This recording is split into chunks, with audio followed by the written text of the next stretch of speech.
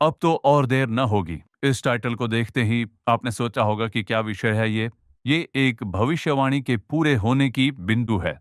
अब देखिए, इज़राइल नाम का एक देश है और यहूदी नाम का एक गोत्र।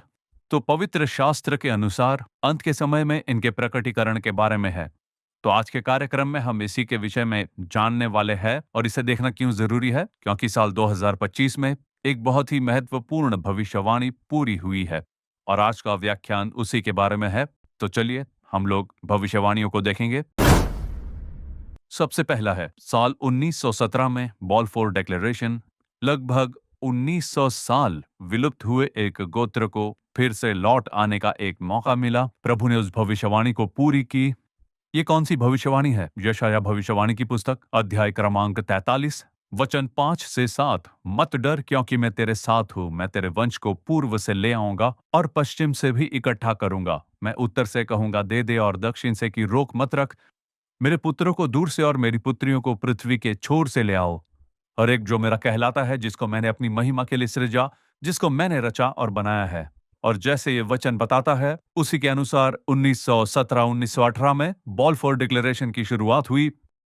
चारों ओर से यहूदी लोग इज़राइल की ओर कूच करने लगे। अब इन इज़राइलियों के और अंत के समय की भविष्यवाणी के बीच क्या संबंध है? होशे की पुस्तक, अध्याय 3 और वचन 4 और 5।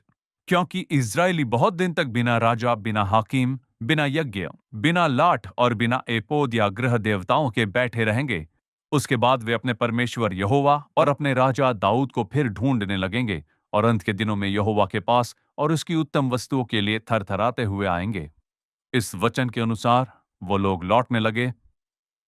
अब हर ओर से साल 2025 तक मनुष्य गोत्र भारत से तैयार होकर गए और ये भविष्यवाणी पूरी हुई।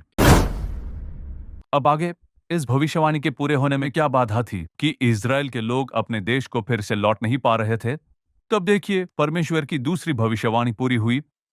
यहेजकेल की पुस्तक, अध्याय 23 और वचन 25 और 26 में परमेश्वर कहते हैं कि मैं तुझ पर जलूंगा, जिससे वे जलजलाहट के साथ तुझसे बर्ताव करेंगे। वे तेरे नाक और कान काट लेंगे और तेरा जो भी बचा रहेगा वो तलवार से मारा जाएगा। वे तेरे पुत्र पुत्रियों को छीन ले जाएंगे और तेरा जो भी बचा रहेगा वो आग से भस्म हो जाएगा।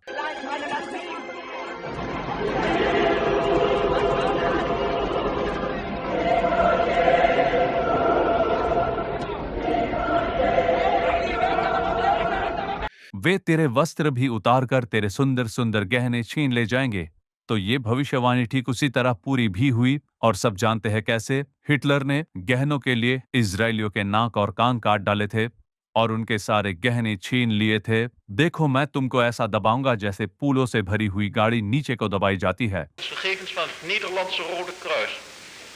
और वचन 16, और शूरवीरों में जो अधिक धीर हो वो भी उस दिन नंगा होकर भाग जाएगा। यहूदियों को मारते समय उन्हें निर्वस्त्र करके मारा गया, उनके कपड़ों का एक ढीक बन गया था। तो देखिए, ये भविष्यवाणियां साफ तरीके से साल 1936 से 1943 तक पूरी हुई।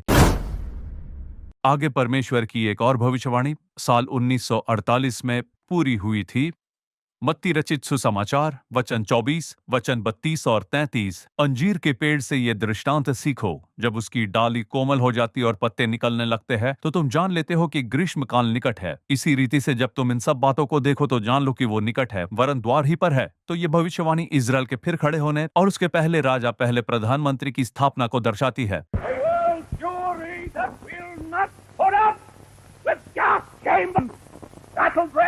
और इस भविष्यवाणी के अनुसार मई 14 तारीख साल 1948 को यह भविष्यवाणी पूरी हुई।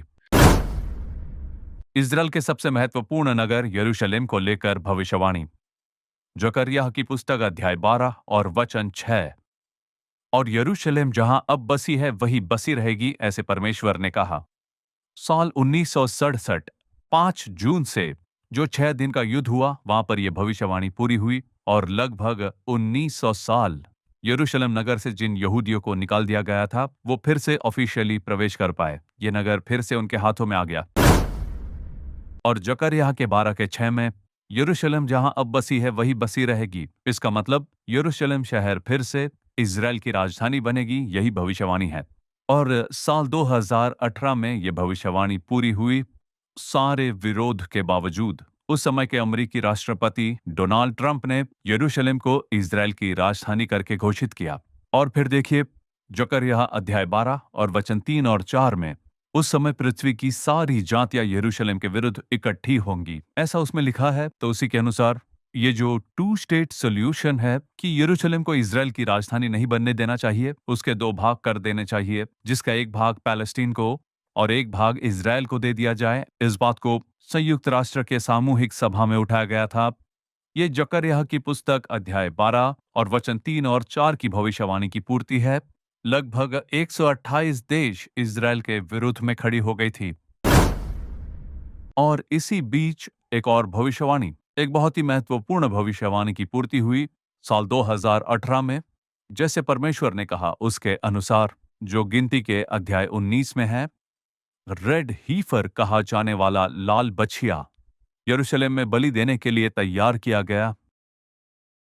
द टेम्पल इंस्टीट्यूट के द्वारा साल 1987 में यरूशलेम में आराधनालय बनाने का काम शुरू किया गया। अब इस संगठन के द्वारा बर्तन, याजक के पोशाक और आराधनालय के लिए जरूरी सारी चीजों को लाया गया। विशेष रूप से मेनोरॉक कही जाने वाली 7 शाखाओं की तीवट लाई गई और वो बिल्कुल तैयार है। तो तीसरे आराधनालय को बनाने की तैयारी हो चुकी है। अब ये तीसरा आराधनालय कब पूरा होगा? मत्ती रचित सुसमाचार अध्याय 24 और वचन 15। यहाँ जब उजाड़ने वाली घृणित वस्तु की चर्चा होती है, तब उसे पवित्र स्थान में खड़ी हुई देखने की बात हो रही है। पवित्र स्थान में मसीह विरोधी उस आखिरी सर्वाधिकारी को आकर खड़े होना है, तब वहां आराधनालय की स्थापना होगी। अब आराधनालय के लिए जरूरी सारी चीजों की तैयारी हो चुकी है। परमेश्वर के कहे अनुसार आराधनालय बनाने के लिए जरूरी सारी चीजों की तैयारी हो चुकी है। साल 2022 हम जिस रेड हीफर की बात कर रहे थे, उसे यरूशलेम नगर में लाया जा चुका है। अब बलि भी बिल्कुल तैयार है। यरूशलेम के आराधनालय की स्थापना के लिए जरूरी सारी चीजों की तैयारी हो चुकी है। साल 2010 हारून के गोत्र से जुड़े एक व्यक्ति को नॉर्थ अफ्रीका के एक सिनेगॉग में एक प्रार्थनालय में पाया गया और कहा जाता है कि उसी व्यक्ति के द्वारा हारून के वंश को लाया गया है, पर उसकी साफ साफ पुष्टि नहीं हो पाई है और अब तक उस बात की जांच चल रही है। साल 2025, अब यह जो कार्य है बहुत महत्वपूर्ण है।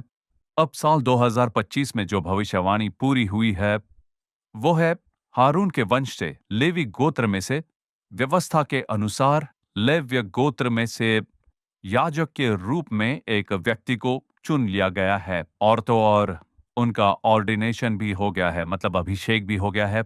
उनका नाम है रबी बाराक कहन।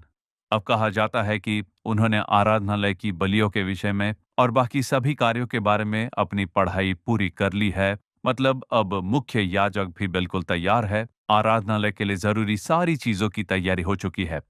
अब ध्यान दीजिए, मैं तुरंत आपको एक बार फिर बता देता हूं।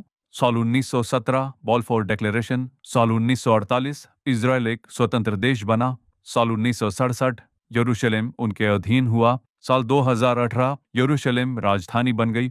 उसी साल 2018 में लाल बछिए का खोज किया गया। साल 2022 लाल बछिए को यरूशलेम में लाया गया। साल 2010 हारून के वंश का पता लगाया गया।